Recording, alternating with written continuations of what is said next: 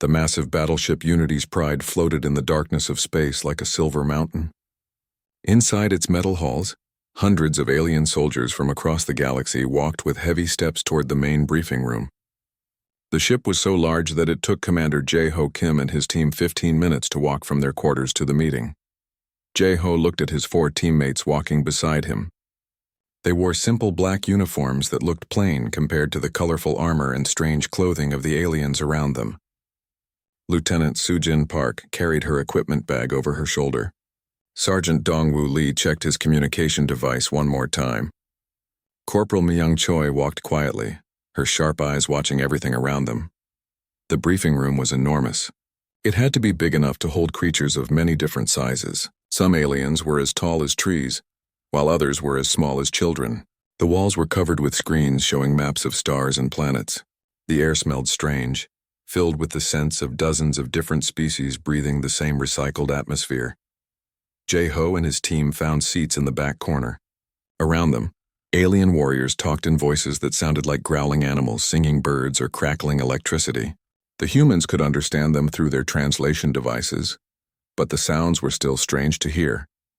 Near the front of the room sat the Zelthari soldiers. They looked like giant lizards walking on 2 legs. Their green and brown scales were thick like armor, and their yellow eyes glowed in the dim light. Each Zelthari was nearly 7 feet tall and had claws as long as kitchen knives. They had fought in wars for thousands of years and had never lost a battle until they met the Vorthak Empire. On the other side of the room, the Netherian representatives stood like living statues made of colored glass. Their bodies were made of crystal that changed colors when they felt different emotions. Right now, most of them were glowing blue, which meant they were thinking hard about the coming battle. When they spoke, their voices sounded like wind chimes in a gentle breeze. The Kitherian officers sat in the middle section. They looked like giant insects with 4 arms and wings that folded against their backs. Their black eyes could see in all directions at once, and their mandibles clicked when they were excited or nervous. They were the best pilots in the galaxy and could fly ships in ways that made other species sick to their stomachs. Admiral Taemin Yoon sat with the other fleet commanders near the front. He was 55 years old and had gray hair, but his back was straight and his uniform was perfect. Next to him sat Captain Hee-won Song, the intelligence officer. She held a tablet with information about their target planet. General Vexitar stood at the front of the room. He was the biggest Zelthari anyone had ever seen, with scars covering his scales from hundreds of battles. When he spoke, his voice was like rocks grinding together. "Warriors of the Coalition," he began, his yellow eyes scanning the crowd. "The Vorthak Empire has taken Kepler 442b. This planet has quantum crystals that could change the war. If they mine these crystals, their weapons will become twice as powerful. We cannot let this happen." The room fell silent. Everyone knew how dangerous the Vorthak Empire was. They were cruel warriors who destroyed entire planets and enslaved any species they conquered.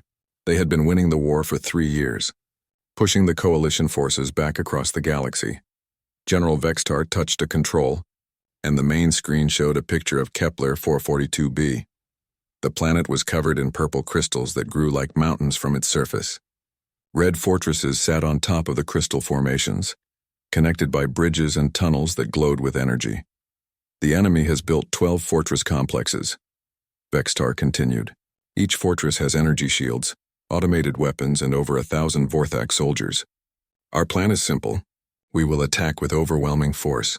The Zelthari ground troops will lead the assault. The Kitherian air forces will provide support. The Netherian technical teams will handle electronic warfare." Admiral Yoon stood up. "General Vexitar, our intelligence suggests that a direct assault might not be the best approach.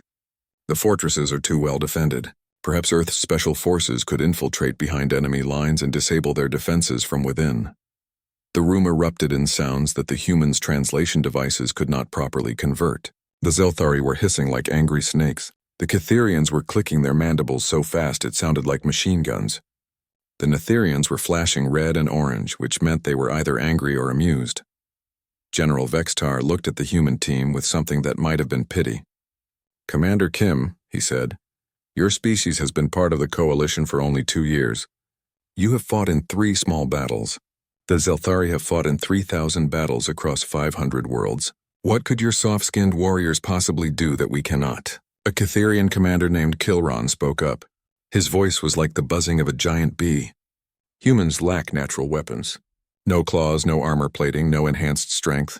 Their technology is centuries behind ours.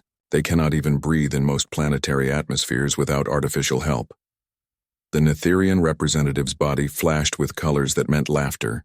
When it spoke, its voice was like music, but the words were cutting. Human military history shows constant warfare between their own species. They barely achieved space travel before destroying their planet's environment. They are inexperienced children playing at being soldiers. Jeho felt his jaw muscles tighten, but he kept his face calm. Sujin's hands were clenched into fists under the table.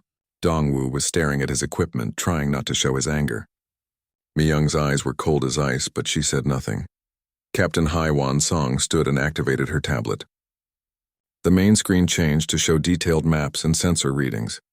Our reconnaissance shows that the Vorthak fortresses have overlapping fields of fire. A frontal assault will result in heavy casualties with minimal chance of success. However, there are several potential infiltration routes that could allow a small team to disable key systems. General Vextar waved one clawed hand dismissively. Your analysis is noted, Captain Song. However, this war will not be won by sneaking and hiding. It will be won by superior firepower and evolutionary advantages. The Zelthari have natural armor and weapons. The Catherians have superior reflexes and spatial awareness. The Netherians have advanced technical capabilities. What do humans have? The question hung in the air like smoke. Jeho wanted to stand up and tell them exactly what humans had. They had the ability to adapt to any situation. They had the determination to never give up, no matter how bad things looked. They had the creativity to find solutions that no one else could see. But he knew that words would not convince these aliens. Only actions would prove what humans could do. Admiral Yoon's voice was steady when he answered. General, I respect your tactical experience. However, I believe you are underestimating the capabilities of Earth's special forces. Perhaps, Vextar said, his scales shifting color slightly. But I will not risk this mission on the untested abilities of a primitive species. Your humans will remain with the support vessels during the assault. They can assist with supply operations and medical evacuation. The briefing continued for another hour, but Jeho barely heard the details. His team would be stuck in the back watching while alien soldiers fought and died in a battle they could win if given the chance. Around them, the alien commanders planned their frontal assault with the confidence of species that had never learned to doubt their own superiority. As the meeting ended and the aliens filed out, Jeho heard their comments. The Zelthari spoke of crushing their enemies with brute force. The Catherians discussed aerial maneuvers that would confuse and destroy Vorthak fighters. The Netherians calculated the mathematical probability of victory based on technological advantages. None of them mentioned the possibility that they might be wrong. 3 days had passed since the coalition forces began their assault on Kepler 442b. Commander Jeho Kim stood on the observation deck of the support vessel, watching the battle through the large windows. Explosions lit up the purple sky of the planet below like fireworks, but these lights meant death and destruction. The command center behind him was filled with worried voices. Officers from a dozen different species watched their tactical displays with growing despair. The numbers on those screens told a story that no one wanted to believe. The coalition was losing badly. Another Zelthari transport destroyed, announced a Catherian officer, his mandibles clicking nervously. That makes 12 since yesterday. Admiral Tae-min Yoon stood at the main tactical display, his face looking older than it had 3 days ago. The lines around his eyes had deepened from lack of sleep and constant stress. Captain Haiwan Song stood beside him, reviewing report after report of failed attacks and rising casualties. 42% casualties, she said quietly, showing him her tablet. 3,000 wounded, 800 dead, and we have not taken a single fortress. On the planet's surface, the battle was going even worse than the report suggested. The Zelthari ground forces had attacked the fortresses with all their strength and courage.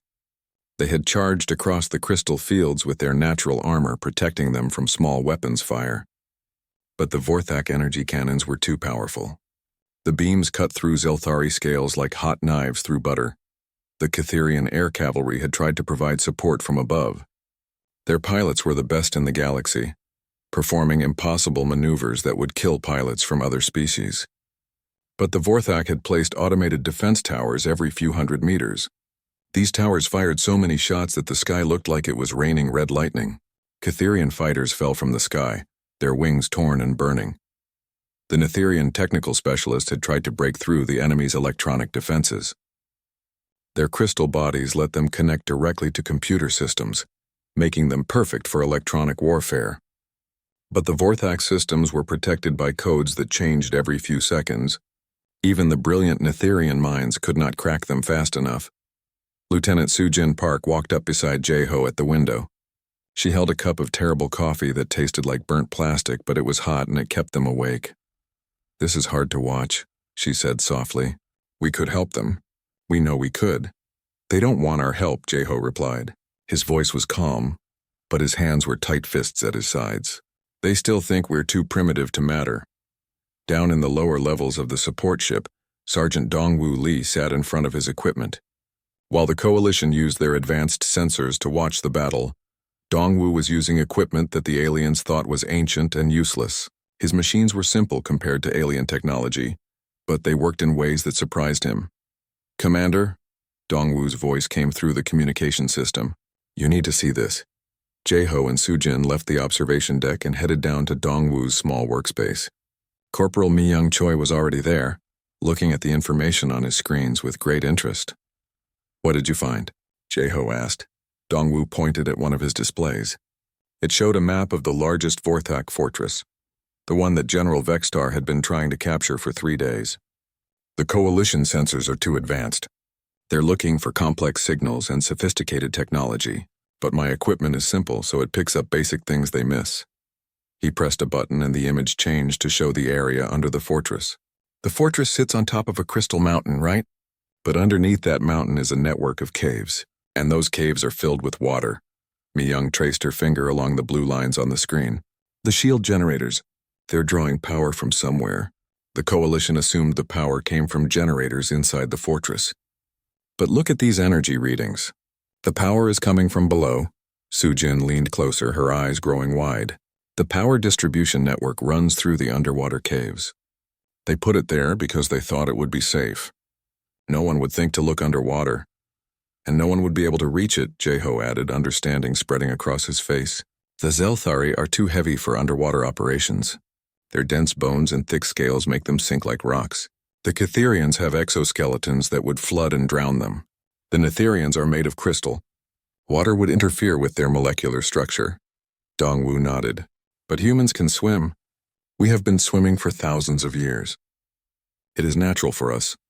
Jae-ho studied the maps and data for several minutes. His team gathered around him and he could see the same thought in all their eyes. This was exactly the kind of mission that Navy SEALs were created to do. Underwater infiltration, behind enemy lines disabling critical infrastructure. It was in their blood, part of their training since day one. "We need to tell Admiral Yoon," Jae-ho said. They found the Admiral still in the command center, looking even more tired than before. General Vextar was there too, his scales darker than usual, which meant he was either angry or ashamed or both. The Zelthari general's pride had taken a beating along with his forces. "Admiral," Jae-ho said, approaching respectfully, "we have found something important." General Vextar turned his massive head toward the human commander. His yellow eyes were dull with exhaustion and frustration. "Commander Kim, have you come to watch our defeat? To see how superior warriors fall before impregnable defenses?" "No, sir," Jae-ho replied. "We have come to show you how to win." The command center grew quiet. Officers from several species stopped what they were doing to listen. Captain Haiwan Song pulled up Dongwoo's data on the main display screens where everyone could see it. "The Vorthak shield generators are powered through a network in underwater caves," she explained, highlighting the relevant sections. "The enemy focused all their defenses on air and ground approaches. They left the underwater access points nearly unguarded." A Netherian officer's body flashed with skeptical orange colors. "Even if this analysis is correct, no Coalition species can operate in that environment. The caves are too deep, too dark, and too confined." "You are correct," Admiral Yoon said. "No Coalition species can do this mission, but humans can." General Vextar stared at the displays for a long moment. His clawed hands opened and closed slowly. "Explain your capabilities, Commander Kim." Jae-ho stepped forward. "My team specializes in underwater operations. We have equipment designed for deep water infiltration. We can swim through those caves, locate the power distribution points, and disable them with explosives. Your species breathes air, a Catherian officer pointed out. How long can you remain underwater? With our equipment, several hours, Sujin answered. We carry compressed air in tanks that we wear on our backs. It is simple technology, but it works. Mi-young activated another display showing detailed infiltration routes she had been mapping since they first detected the underwater network. I have identified 3 possible approach paths. Each one has blind spots in the Vorthak sensor coverage. We can reach the cave entrances without being detected. The enemy expects attacks from above and from the sides, Jeho continued. They are not watching below because they believe it is impossible to attack from that direction. That is their weakness. General Vextar walked closer to the human team. He towered over them, his shadow covering all 4 of them. But for the first time since they had met, there was no mockery in his eyes. There was something else there now, something that might have been respect, or at least the beginning of it. If your species can accomplish what my warriors cannot, the Zelthari general said slowly, then perhaps we have been incorrect in our assessment of human capabilities. Commander Kilron moved forward, his multiple legs clicking on the metal floor. The situation is desperate, General Vextar. We have lost too many warriors. Another frontal assault will fail. Perhaps it is time to consider unconventional approaches. The room fell silent as General Vextar made his decision. The proud Zelthari warrior was being forced to admit that his superior evolution and advanced tactics had failed. He was being forced to ask for help from the species he had called primitive and weak just 3 days ago. Commander Kim, Vextar said finally, your team has authorization to proceed with this mission. Captain Song will provide you with all necessary intelligence and support. Do not fail. If you do, we will all die on this cursed planet, Jeho saluted. We will not fail, General. As the human team left the command center to prepare for their mission, they could hear the alien officers talking behind them. The mockery was gone now. Instead, there was curiosity and perhaps a small amount of hope. The aliens were starting to understand that evolution and technology were not the only things that mattered in war. Sometimes, the ability to adapt and think differently was more valuable than any amount of natural armor or advanced sensors. 6 days after the first attack, the medical bay of Unity's Pride looked like a nightmare. Wounded soldiers from a dozen species filled every bed and covered the floors. The air smelled of burned flesh, disinfectant, and something else that no translation device could name. It was the smell of defeat. Commander Jeho Kim walked through the medical bay with Admiral Taemin Yoon. They moved carefully between the injured, trying not to disturb those who were sleeping, or those who would never wake up. The sounds were terrible. Zelthari warriors made deep groaning noises like dying engines. Catherian pilots clicked their mandibles in pain. Netherian soldiers flickered between dim colors, their crystal bodies cracked and damaged. A young Zelthari soldier lay on a bed that was too small for his massive body. His scales were burned black in places, and one of his arms was missing below the elbow. He looked up as the humans passed. The fortress laughed at us, the young soldier said, his voice weak. We charged with all our strength. Our armor meant nothing. Our claws meant nothing. The energy beams cut through us like we were made of paper. Admiral Yoon stopped and placed a hand on the soldier's remaining arm. Your courage was not wasted. You showed the enemy that the coalition will never surrender. Courage without victory is just dying slowly, the soldier replied, then closed his yellow eyes. In another section of the medical bay, Catherian pilots lay with their wings torn and burned. One female pilot named Silvera spoke to Captain Haiwan Song, who was visiting the wounded to gather information for her reports. I am the best pilot in my squadron, Silvera said. Her mandibles barely moved, and her voice through the translator was almost too quiet to hear. I have flown for 20 years. I have never been shot down. But their automated defenses are too fast, too many. My computer could not calculate safe paths through the weapons fire. There are no safe paths. Captain Song wrote notes on her tablet. Did you notice any patterns in their defense systems? Patterns. Silvera's laugh sounded like breaking glass. The pattern is simple. Everything that flies dies. Everything that moves dies. They have turned the entire battlefield into a killing zone where nothing can survive. In the command center above the medical bay, the situation was becoming more desperate with each passing hour. General Vextar stood before the main tactical display, staring at maps that showed nothing but failure. Red symbols marked destroyed coalition units. Gray symbols showed damaged forces retreating. The blue symbols representing active coalition forces grew smaller every hour. Commander Kilran approached the general carefully. The Catherian officer had learned to read Zelthari body language over many years of service. Right now, Vextar's scales were dark green, almost black. His tail was completely still. These were signs of deep shame and anger turned inward. "General," Kilran said softly, "the Council is demanding an explanation for our losses." "Let them demand," Vextar growled. "I have no explanation that will satisfy them. We attacked with superior numbers, superior technology, and superior evolutionary advantages. We failed. The Vorthak defenses are stronger than any fortress we have encountered in 500 years of warfare. Then perhaps it is time to fully embrace the human solution." Vextar turned his massive head toward the Catherian. "You believe in them? In these soft-skinned primitives who only discovered space travel 200 years ago?" "I believe in survival," Kilran replied. "And right now they represent our only chance of achieving it." The general was quiet for a long moment. Then he touched a control on the display. "Send for Commander Kim and his team. It is time we listened to what they have to say." 20 minutes later, the human team stood in the command center. Around them, alien officers watched with expressions that ranged from desperate hope to bitter resentment. Some of these aliens had spent their entire lives believing that their species was superior to all others. Now they were being forced to depend on humans to save them. Jeho activated a holographic display that showed the underwater cave system beneath the main Vorthak fortress. His team had spent the last 3 days studying every sensor reading, every geological survey, and every piece of data they could find. The Vorthak made one critical mistake, Jeho began. They assumed that because they could not operate underwater, no one else could either. This made them careless about protecting their power infrastructure. Lieutenant Sujin Park took over, highlighting specific locations on the map. "We have identified 7 primary power distribution nodes in the cave system. These nodes channel energy from geothermal generators deep underground to the shield generators on the surface. If we destroy these nodes, the shields will fail." "How deep are these caves?" asked an Etherian officer. "Between 50 and 100 meters below the surface," Dongwu answered. "The water is cold and completely dark. Our sensors show strong currents in some areas. It will be dangerous, but it is possible." "Possible for humans," Vextar said. It was not a question.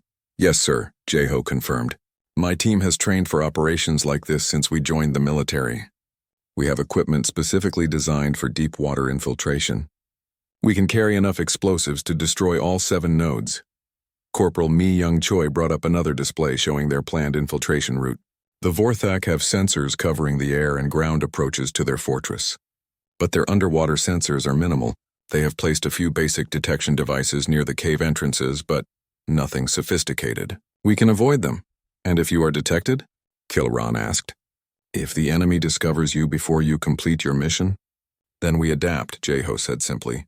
"That is what humans do best. We change our plans based on new information.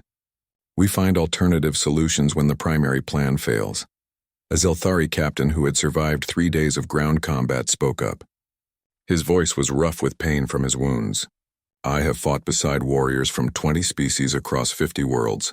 I have never seen any species that could change tactics in the middle of battle as effectively as Vorthak commanders. They adapt faster than any enemy we have faced. What makes you think you can out-adapt them?" Sujin smiled, and there was something in that smile that made the aliens pay closer attention. "Because humans have been fighting each other for our entire history. We have fought wars with sticks and stones. We have fought wars with swords and shields.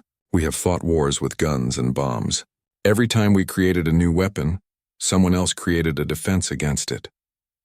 Every time we developed a new tactic, someone else found a way to counter it. Adaptation is not just what we do. It is who we are." The command center fell silent. The aliens were beginning to understand something important. Evolution had given them many advantages. The Zelthari had natural armor and weapons.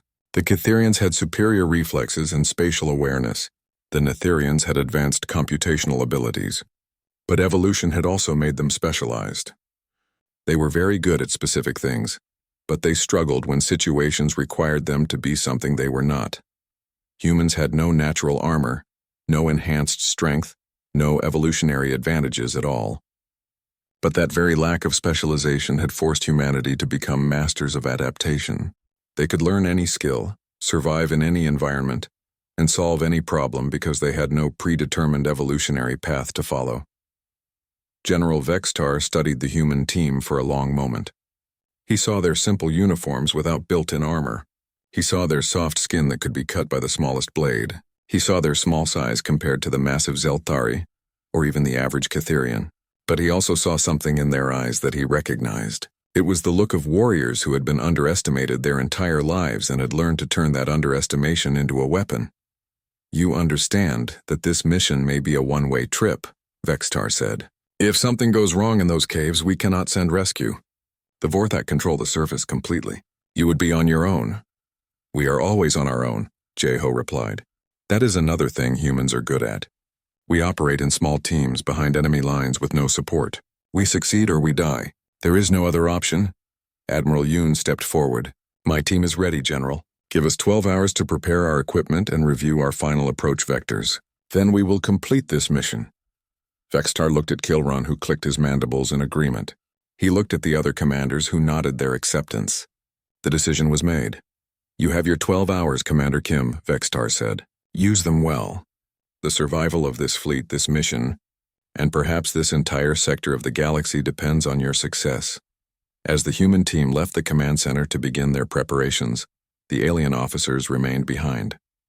They gathered around the tactical displays, studying the human plan with new eyes. The mockery was completely gone now, replaced by something far more powerful. It was hope, mixed with desperation and a growing respect for the species they had dismissed as primitive. Outside the command center windows, the purple planet turned slowly in space. Its crystal mountains gleamed in the light of distant stars. Somewhere on that surface, Vorthak soldiers celebrated their victories and prepared for the final destruction of the coalition forces. They did not know that 4 humans were about to change everything. The night on Kepler 442b was darker than any night on Earth. 3 small moons hung in the purple sky, but their light barely touched the black waters of the Northern Ocean. Commander Jeho Kim floated in those cold waters, checking his equipment one final time before the mission began. The insertion had gone perfectly. A stealth transport had dropped them 20 kilometers from the coastline, far beyond the range of Vorthak sensors. Then they had used small underwater vehicles that looked like dolphins to reach the drop zone. These vehicles were old technology by Galactic standards, simple machines that moved quietly through the water without creating the energy signatures that advanced sensors could detect. Now those vehicles rested on the ocean floor, camouflaged and waiting for a return that might never come. The 4 humans floated in the darkness, breathing compressed air through regulators that hissed softly with each breath. Lieutenant Soo-Jin Park swam up beside Jeho. Through her diving mask, he could see her eyes checking her waterproof equipment display. Everything showed green. All systems were working. Behind her, Sergeant Dongwoo Lee and Corporal Mi-young Choi were making their final preparations. Jeho activated his communication device. It used sound waves through the water instead of radio signals that the enemy might detect. His voice reached his team as barely a whisper.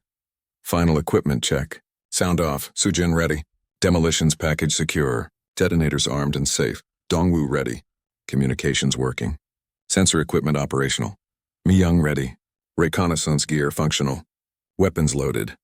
Jeho looked up toward the surface. Far above, he could see the faint red glow of energy weapons as coalition forces continued their holding attacks on the fortress. Those attacks were designed to keep Vorthak attention focused on the obvious threats, while the real danger swam silently below. "Remember," Jeho said quietly, "we stick to the plan until the plan stops working. Then we adapt, move silent, move careful, and watch each other's backs."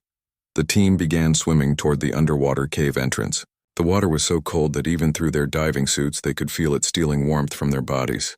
The pressure increased as they went deeper, pushing against their ears and making their breathing require more effort. Dongwoo's sensors showed the cave entrance 200 meters ahead. The opening was large enough for 10 humans to swim through side by side, a crack in the underwater mountain that led down into darkness. Near the entrance, Vorthak had placed 3 sensor buoys that floated like jellyfish, their lights blinking slowly. Mi Young studied the sensor pattern for several minutes. Her training as a reconnaissance expert had taught her to see patterns that others missed. The sensors sweep in a rotating pattern. Every 45 seconds there is a gap in coverage on the eastern side. We have 8 seconds to pass through. 8 seconds is enough, Jae-ho confirmed. Soo-jin, you go first. Dongwoo second. Mi Young third. I will follow. Move on my mark. They waited in the darkness, counting the seconds as the sensors rotated. The blinking lights created patterns in the water like a deadly dance. Red light swept past them, then blue, then red again. Mark, Jae-ho whispered. Soo-jin shot forward like a fish, her powerful legs kicking smoothly through the water. She covered the distance in 6 seconds and disappeared into the cave entrance. Dongwoo followed, his equipment bag creating small bubbles as he swam. Mi Young went next, her movement so smooth she barely disturbed the water. Jae-ho counted to 5 and pushed forward. The cold water rushed past his face as he swam harder than he had ever swam before. The cave entrance grew closer. 5 meters, 3 meters, 1 meter. He slipped into the darkness just as the red sensor light swept across the space where he had been swimming. Inside the cave, the team regrouped. Jae-ho activated a small light on his helmet. The beam cut through the darkness, showing walls of purple crystal that seemed to glow with their own internal light. The cave tunnel stretched ahead, descending deeper into the mountain. Phase 1 complete, Dongwoo reported. No enemy alerts detected. We are unnoticed. They began swimming deeper. The tunnel twisted and turned like a snake, sometimes wide enough for them to swim side by side. Sometimes so narrow they had to squeeze through one at a time. Strange formations of crystal grew from the walls, creating shadows that looked like frozen monsters. After 30 minutes of swimming, they reached the first power distribution node. It sat in a large underwater chamber, a sphere of metal and crystal the size of a small house. Thick cables ran from it in all directions, carrying energy to the shield generators above. Soo-jin examined the node carefully, her expert eyes identifying the critical structural points. She pulled explosive charges from her equipment bag and began placing them with precision. Each charge was small but powerful, designed to cause maximum damage to the specific type of materials used in Vorthak construction. Timer set for 90 minutes, she reported. That gives us time to reach the other nodes before detonation. They continued through the cave system, following the map that Dongwoo's sensors had created. The second node was easier to reach, located in a chamber where the water was shallower and warmer. Soo-jin placed her charges quickly and efficiently. The third node was more difficult. The tunnel leading to it was partially collapsed, forcing them to squeeze through gaps barely large enough for their bodies. Jae-ho felt his air tank scrape against crystal as he pushed through. For a moment he was stuck, trapped between stone walls in the darkness beneath an alien ocean. Then something gave way and he was through, his heart pounding but his breathing steady. The fourth node was the largest they had encountered. It sat in a massive chamber where 6 tunnels converged. The walls glowed with the energy flowing through them, creating an eerie purple light that made their shadows dance like ghosts. As Soo-jin worked on placing her charges, Dongwoo's sensor suddenly began beeping. The sound was quiet but urgent. He checked his display and his face went pale behind his diving mask. Contact, he whispered. Something is moving in Tunnel 3. Multiple signals. They are coming this way. Mi Young immediately moved to cover the tunnel entrance, her underwater rifle ready. The weapon was specially designed to fire projectiles in water, though its range was limited and its accuracy poor compared to weapons used in air. How many? Jae-ho asked, swimming to join Mi Young at the defensive position. At least 6, Dongwoo replied. Maybe more. The sensor readings are unclear. Whatever they are moving fast. Vorthak patrol? Soo-jin asked, still working on placing her charges. Her hands moved quickly but carefully. One mistake with the explosives and they would all die instantly. Unknown, Dongwoo said. The movement pattern is wrong for Vorthak soldiers. These contacts are swimming, not walking in underwater suits. The reality hit them all at the same moment. The Vorthak had not left the underwater approaches unguarded. They had simply used different guards. Creatures that belonged in the water, predators that could hunt in the darkness where Vorthak soldiers could not go. Jae-ho saw them enter the chamber a moment later. They were like nothing he had ever seen before. Long bodies covered in black scales, with too many legs and mouths full of teeth that glowed with their own light. Each creature was 3 meters long and moved through the water with terrible grace. Guard beasts, Mi Young said. The Vorthak used trained creatures to protect areas their soldiers cannot reach. The creatures had not seen the humans yet. They were swimming in a patrol pattern, their glowing mouths opening and closing as they tasted the water for unfamiliar scents. There were 8 of them, and they filled the chamber with their presence. Sujin looked at her charges, then at her timer. I need 2 more minutes to finish. If I rush it, the charges might not work properly. Then you have 2 minutes, Jeho said. He pulled his own underwater knife from its sheath. The blade was made of ceramic, designed not to create sound or reflections in the water. Miyang Dongwu defensive positions. We do not shoot unless we have to. Sound travels far in water. If we make noise, every Vorthak soldier in the fortress will know we are here. The guard beasts continued their patrol, circling the chamber slowly. One of them swam close to where Dongwu hid behind a crystal formation. Its glowing mouth was less than a meter from his face. He could see rows of teeth designed to tear through flesh and bone. He held his breath, not moving, becoming as still as the stone around him. The creature paused. Its head turned slightly as if sensing something wrong. Then it opened its mouth wider and released a sound that was not quite a roar and not quite a scream. It was calling the others. They know we are here, Miyang said. Get ready. The 8 creatures turned as one and began swimming toward the human positions. Their movements changed from lazy patrol to focused hunt in an instant. These were predators, and they had found their prey. Jeho knew that the next 60 seconds would determine whether their mission succeeded or failed.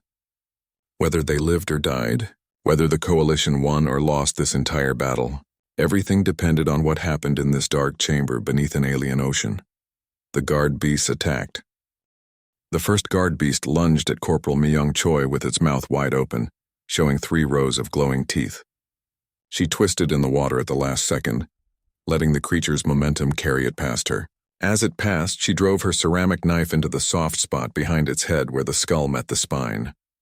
The beast convulsed and went still, sinking slowly to the chamber floor. But 7 more were coming, and they had learned from watching their companion die. They spread out, circling the humans like wolves surrounding prey. Commander Jeho Kim knew they could not win a straight fight. The creatures were faster in water, stronger, and they belonged here in ways that humans never would. Fighting them directly would be suicide. So he did what humans had always done when facing superior opponents. He changed the rules of the fight. Dongwu, Jeho called out, dodging another attack. Your equipment bag. The sonic emitters we brought for mapping. Can you overload them? Dongwu understood immediately. Yes, but it will destroy the devices and create a lot of noise. Do it. Right now. While Miyang and Jeho kept the creatures busy, Dongwu pulled 3 sonic mapping devices from his bag. These were simple tools used to measure distances underwater by sending out sound waves. He twisted the controls to their maximum setting and locked them there. Then he threw all 3 devices in different directions across the chamber. The devices began screaming. The sound they made was so high-pitched that it was almost beyond human hearing. But the guard beasts heard it perfectly. The creatures were used to hunting by sound in the darkness. Now their most important sense was being overwhelmed by noise that felt like knives in their brains.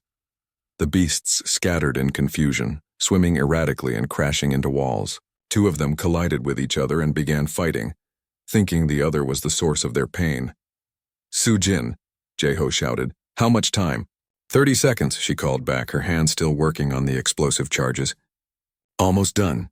Lieutenant Sujin Park forced herself to focus on the delicate work even as chaos erupted around her. Her training took over, making her hands steady even though her heart was racing. She connected the last wire, armed the detonator, and set the timer. Charges set. We need to go now. But the tunnel they had entered through was blocked by 3 guard beasts who were recovering from the sonic attack. Their glowing mouths snapped angrily, and they were between the humans and the only exit. Alternative route, Miyang said, pointing to one of the other tunnels. Dongwu's map shows it connects to the main system farther down. That tunnel goes deeper, Dongwu warned. The pressure will increase. We will need to be careful. Careful or dead, Jeho said. I choose careful. Move. They swam into the new tunnel as the guard beasts recovered and gave chase. The tunnel was narrow and descended sharply. The walls pressed close on both sides, scraping their equipment as they squeezed through. Behind them, they could hear the creatures following, their bodies too large to move quickly in the confined space. The pressure increased as they went deeper. Jeho felt it pushing against his eardrums, creating pain that made his eyes water. He equalized the pressure by holding his nose and blowing gently, a technique that every diver learned on their first day of training. The tunnel opened into another chamber, smaller than the first but with 2 exits instead of 6. According to Dongwu's map, both exits led back to the main cave system where the remaining power nodes waited. "We lost time dealing with those creatures," Sujin said, checking her dive computer. "We have 75 minutes before the first charges detonate. We need to place charges on 3 more nodes. That is 25 minutes per node with no time for mistakes or delays." "Then we split up," Jae-ho decided. "Sujin, you take the left tunnel to node 5. My Young, go with her. Dongwu and I will take the right tunnel to node 6. We place charges and meet at node 7. If anyone is not there in 60 minutes, the others complete the mission and get out." It was the hardest order Jae-ho had ever given. Navy SEALs never left teammates behind. But this mission was bigger than any one person. If they failed, thousands more would die in the continuing battle above. Sujin understood. They all did. "See you at node 7, Commander." The team split up, swimming in opposite directions into the darkness. Jae-ho and Dongwu moved quickly through their tunnel, following the glowing crystal walls toward their target. The tunnel twisted and rose, sometimes so tight they had to remove their equipment bags and push them ahead before squeezing through themselves. They reached node 6 with time to spare. It was smaller than the others, sitting in a round chamber that reminded Jae-ho of a bubble.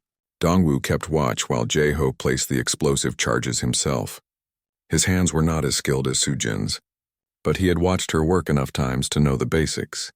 He set the charges carefully at the critical structural points, connected the detonators and programmed the timer. 55 minutes until detonation. Just enough time to reach the final node. Meanwhile, Sujin and Mi-young faced their own challenges. The tunnel to node 5 was partially flooded with sediment that made the water cloudy and difficult to see through. Mi-young led the way, her training allowing her to navigate by touch and instinct when her eyes provided little useful information. They found node 5 in a chamber where the water was warm, heated by the geothermal energy flowing through the systems.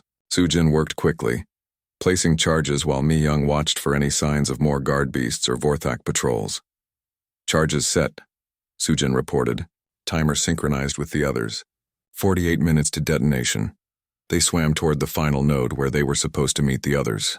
The tunnel seemed longer than the map suggested, or maybe it just felt that way because they were racing against time.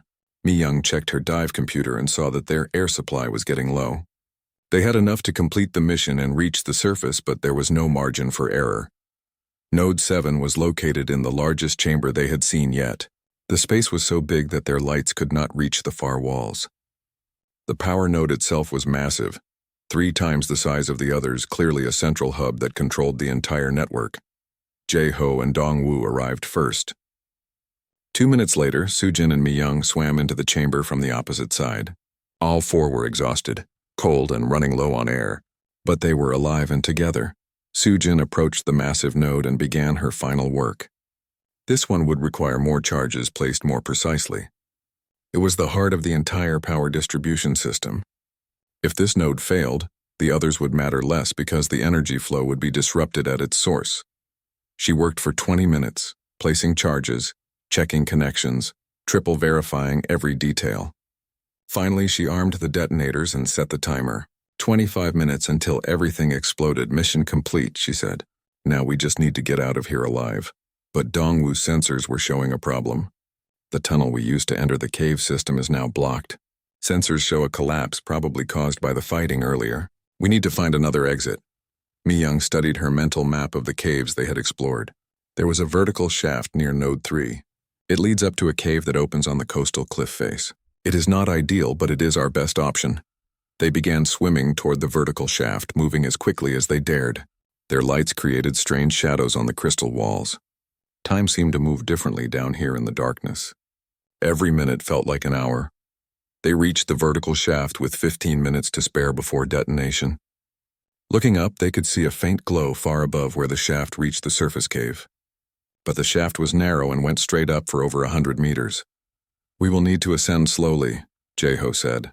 "If we go too fast, the pressure change will kill us faster than any explosion." So they climbed slowly through the water, fighting every instinct that screamed at them to swim faster. Behind and below them, explosive charges counted down the seconds. Above them, Vorthak soldiers still believed their fortress was impregnable. They were 50 meters from the surface when the first charges detonated. The explosion sent shockwaves through. The water like thunder made solid. The shaft walls shook, sending pieces of crystal falling around them. The water itself seemed to pulse with energy, pushing them upward and then pulling them back down in waves of pressure. Jae-ho grabbed a crystal outcropping and held on while the shockwaves passed. His team did the same, finding handholds and waiting for the chaos to settle. More explosions followed as each set of charges detonated in sequence, each one sending new shockwaves through the underground network. Then came the biggest explosion as the massive Node 7 erupted. The water in the shaft surged upward like a geyser, carrying the 4 humans with it. They shot toward the surface, unable to control their movement, tumbling through the water as the ocean itself seemed to explode beneath them. Jae-ho broke the surface, gasping, his regulator torn from his mouth by the force of the water. Around him, his team surfaced one by one, coughing and struggling but alive. Behind them, the coastal cliff was collapsing as the underground chambers gave way. Huge sections of purple crystal fell into the ocean, creating waves that pushed them farther from shore. And above it all, on the mountaintop, the moment the Vorthak shields fell, every sensor in the Coalition fleet detected the change. Alarms sounded across 100 ships. Officers who had been preparing for defeat suddenly scrambled to their positions with new purpose. General Vextar stood at the command center display, watching in disbelief as the fortress shields that had seemed invincible simply disappeared. For 3 full seconds he did not move or speak. Then his training took over. "All forces," he roared into the communication system. "Attack now. Everything we have. The shields are down. This is our moment." The Coalition forces that had been battered and bleeding for 7 days suddenly came alive. Zelthari dropships that had been waiting in reserve launched toward the planet. Catherian fighters swept down from orbit, their wings gleaming in the purple sunlight. Netherian technical specialists activated electronic warfare systems, jamming every Vorthak communication frequency. The fortress that had seemed unbeatable was suddenly exposed. Vorthak soldiers ran to defensive positions, but without their shields, they were vulnerable to the orbital bombardment that rained down from above. Energy beams from Coalition ships carved through fortress walls that had stood untouched for days. Missiles struck weapons platforms and command centers with devastating accuracy. In the water below the coastal cliffs, Commander Jae-ho Kim and his team struggled to stay afloat. The explosions they had triggered had created massive waves that pushed them away from shore. Their air tanks were empty, abandoned in the water as they surfaced. Now they could only swim and hope that someone would come for them before exhaustion pulled them under. A shadow passed over them, blocking the purple sun. Jae-ho looked up and saw a Coalition rescue craft hovering above the water. A hatch opened and a Catherian pilot looked down at them, his mandibles clicking with what might have been laughter or relief. "Navy SEALs," the pilot's voice came through their communication devices. "We are very happy to find you alive. Please allow us to bring you home." They were pulled from the water one by one, wrapped in thermal blankets and given water to drink. The rescue craft turned back toward the fleet, flying over the battlefield where Coalition forces were now pouring into the breached fortress like water through broken dam. Through the craft's windows, they could see Zelthari warriors engaging Vorthak soldiers in close combat. Now that the shields were gone, and the automated defenses were in chaos, the Zelthari's natural advantages meant something again. Their claws and strength turned them into unstoppable forces in hand-to-hand fighting. Catherian pilots flew support missions with precision that seemed impossible. They knew every gap in the defenses, every weakness in the Vorthak positions. What had been a killing field 7 days ago was now a path to victory. The fortress fell within 4 hours. The Vorthak forces, dependent on their technological superiority and perfect defenses, collapsed when those advantages disappeared. Their soldiers surrendered in groups, overwhelmed by enemies they had been killing easily just hours before. When the rescue craft docked with Unity's Pride, the exhausted SEAL team found themselves facing something they had never expected.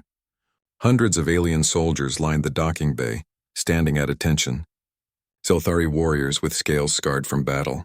Catherian pilots with wings still stained from smoke and fire. Netherian specialists whose crystal bodies showed cracks from the fighting.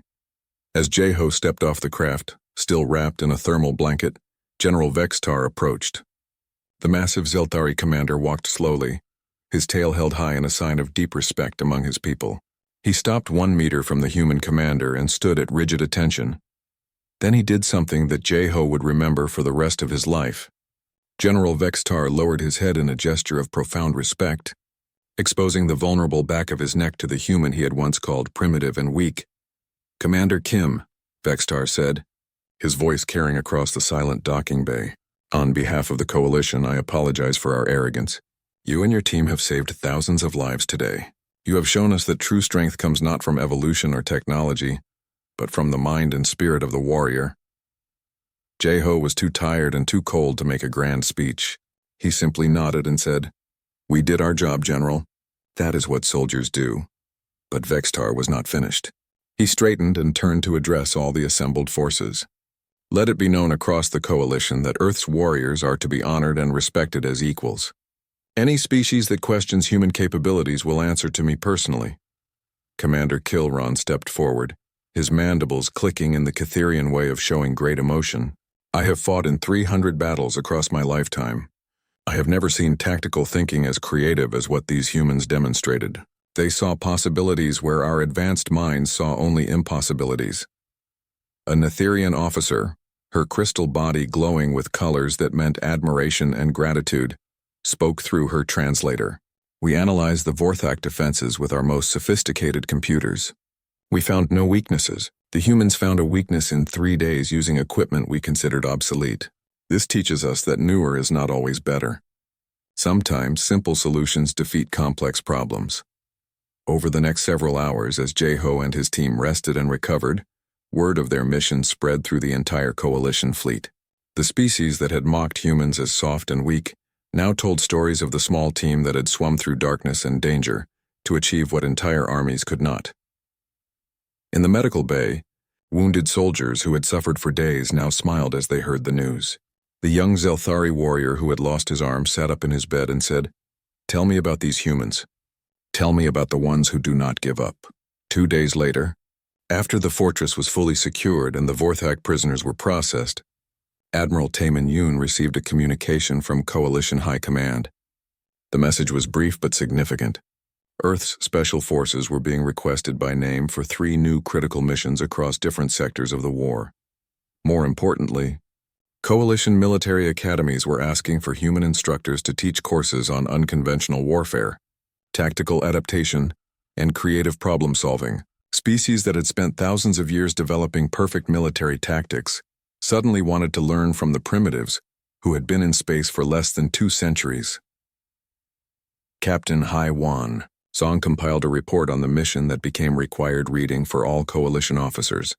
Her analysis broke down every decision the SEAL team had made, showing how human military thinking differed from alien approaches. The report concluded with a statement that would be quoted for years to come. "Humans do not have the best armor, the fastest ships, or the strongest bodies, but they have something more valuable. They have the ability to look at any situation and ask, what if we tried something different?" In the weeks that followed, Jeho found himself training mixed units of humans and aliens. He taught Zelthari warriors how to adapt their tactics when their natural advantages were not enough. He showed Catherian pilots how to improvise when their perfect calculations failed. He explained to Netherian specialists that sometimes the best solution was not the most logical one. The aliens learned slowly at first. Their evolutionary paths had optimized them for specific roles, making it difficult to think outside those boundaries. But gradually they began to understand. They started asking what-if questions instead of following predetermined protocols. They began to see problems as opportunities for creativity, rather than obstacles requiring brute force. One afternoon, Jeho stood in a training room with a group of young Zelthari soldiers. They were practicing a scenario where their natural advantages were useless, and they needed to find alternative solutions. He watched as one young warrior suggested using the environment itself as a weapon, turning enemy advantages against them. "Good," Jeho said. "You are starting to think like a human." The young Zelthari looked at him with something like pride in his yellow eyes. "I hope to fight beside humans one day, Commander." "I think we would make a good team." "Yes," Jeho agreed. "I think we would." Lieutenant Sujin Park was teaching demolitions to a mixed class of aliens and humans. She showed them how to analyze structures for weaknesses that computers might miss, how to use minimal explosives for maximum effect, and how to improvise when planned demolitions were impossible. Sergeant Dongwoo Lee worked with communications teams, teaching them that sometimes the best technology was the one that worked when everything else failed. His simple, reliable equipment that the aliens had mocked was now being studied and copied by species with far more advanced manufacturing capabilities. Corporal Mi Young, Choi trained reconnaissance specialists from a dozen species. She taught them that patience and observation could reveal more than the most advanced sensors.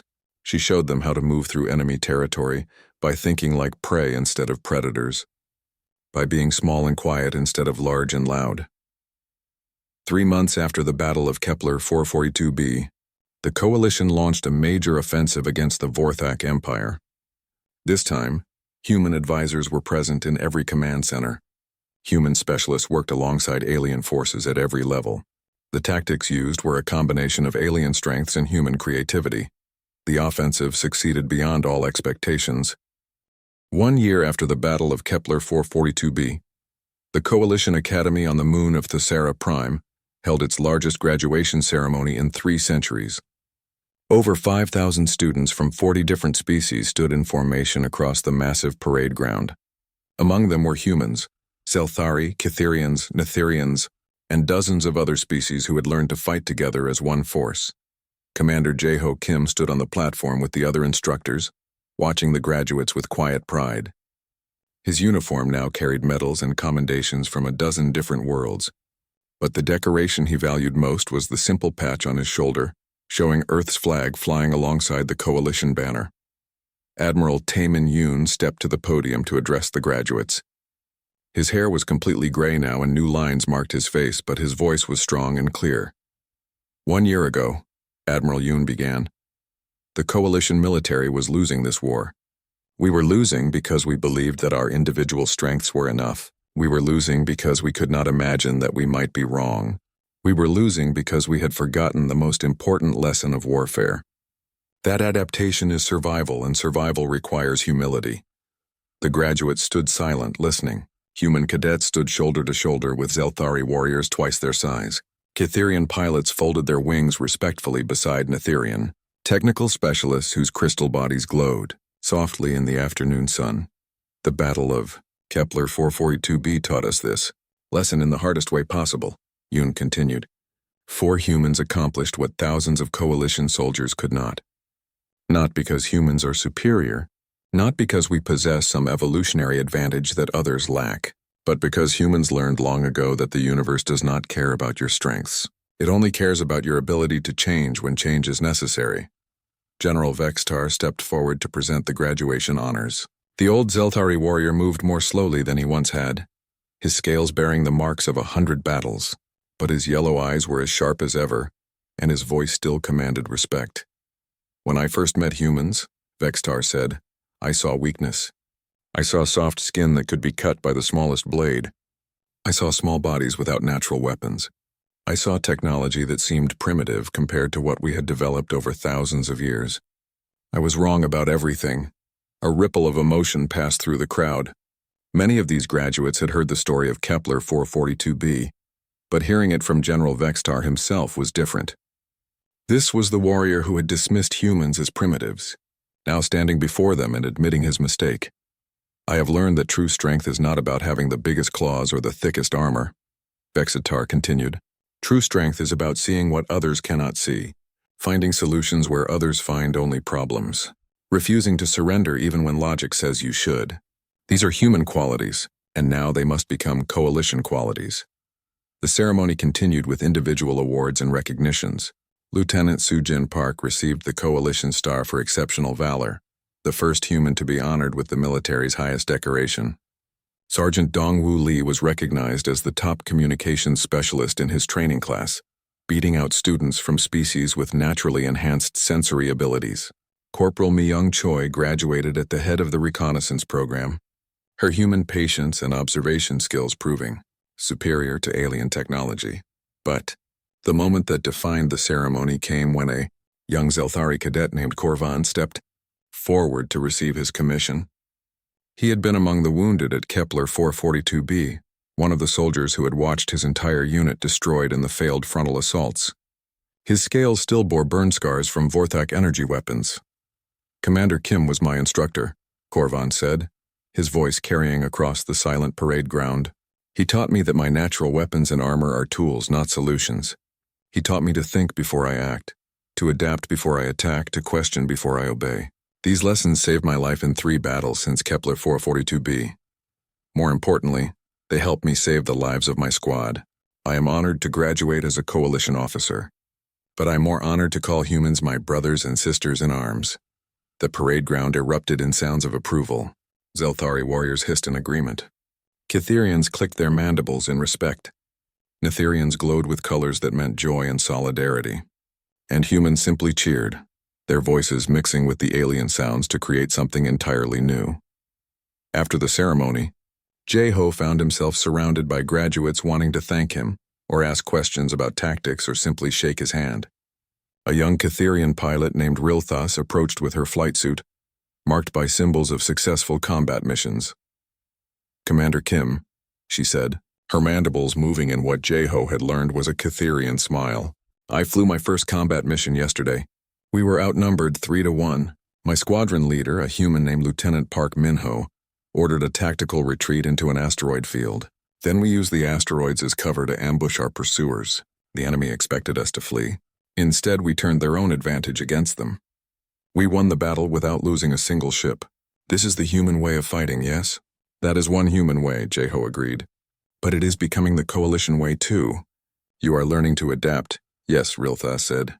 "I am learning to think like a human, to ask what if instead of accepting what is." Throughout the academy grounds, similar conversations were happening. Mixed species teams discussed tactics that combined alien strengths with human creativity. Instructors from Earth taught classes alongside alien veterans who had fought for decades. The walls that had once separated species were coming down, replaced by mutual respect and shared purpose. Captain Hewan Song found Jeho near the memorial wall where names of the fallen were carved in crystal that would last for thousands of years. She carried a data tablet showing the latest war reports. "The Vorthak Empire is requesting peace negotiations," she said quietly. "After 17 years of war, they are finally ready to talk. High Command believes our recent victories convinced them they cannot win." "How many names are on this wall?" Jeho asked, looking at the thousands of carved symbols representing coalition soldiers who had died in the war. "Too many," Hayawan replied, "but fewer than there would have been if the war had continued." "You helped end this, Jeho. You and your team. We helped change how the coalition fights," Jeho corrected. "But ending the war required everyone. Zelthari warriors who learned to think before charging. Kitherian pilots who learned to improvise when their calculations failed. Netherian specialists who learned that simple solutions can solve complex problems. We all changed together." That evening, the instructors and senior officers gathered for a private dinner. The room was designed to accommodate many different species, with varied seating, multiple temperature zones, and food that could be consumed by dozens of different biological types. General Vextar raised a container of the fermented plant drink that Zelthari favored. "A toast," he announced, "to the species that taught us humility, to the warriors who showed us that evolution is not the only path to strength, to humanity, and to the future we will build together." "To humanity," the others echoed, each in their own language, each raising their own preferred drink. Admiral Yoon stood and raised his glass in return. "And to the coalition, to the alliance that learned to value diversity over uniformity, to the military that became stronger by admitting weakness, to all species working together, each contributing their unique strengths to the common good." The dinner conversation flowed easily, mixing military discussion with personal stories and even jokes that crossed species barriers. Commander Kilron told a story about a recent training exercise where a human sergeant had taught Kitherian soldiers to play what humans called poker. The Kitherians, with their logical minds and superior pattern recognition, thought they would win easily. But they had not understood the human concept of bluffing, of intentionally deceiving others with false confidence. The human sergeant had won every game. "I thought he was simply lucky," Kilron admitted, his mandibles clicking with what Jeho now recognized as Kitherian laughter. but later I understood. He was teaching us that information warfare is not just about computers and sensors. It is also about psychology and deception. The ability to make your enemy believe something false. This is a very human skill. We have been lying to each other for thousands of years, Sujin said with a smile. It is one of our oldest traditions. More laughter filled the room. Genuine warmth between species that had once viewed each other with suspicion or contempt. The shared experience of war and the lessons of Kepler 442b had created bonds that went deeper than military cooperation. These were friendships built on respect earned through action. Later, Jeho stood alone on a balcony overlooking the academy grounds. Below, he could see mixed-species groups of students walking together, talking and laughing as they enjoyed their graduation evening. A human and a Zeltari arm wrestling, both straining with effort but both smiling. A group of Catherians teaching humans a complex flying maneuver using hand gestures and patience. An Etherian showing a human cadet how to interface directly with computer systems using crystal resonance. Mi Young joined him on the balcony,